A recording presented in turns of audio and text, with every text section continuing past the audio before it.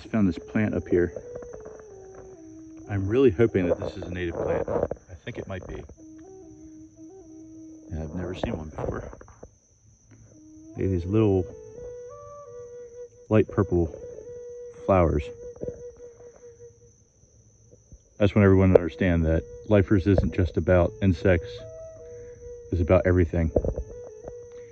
Plants, animals, fungi, and protists eventually, when I get my microscope. Tardigrades. I can't wait until everyone sees the vision that I have for lifers. It's going to be a very fun show to watch. And it's a very fun show to make. And I hope you are all there to witness all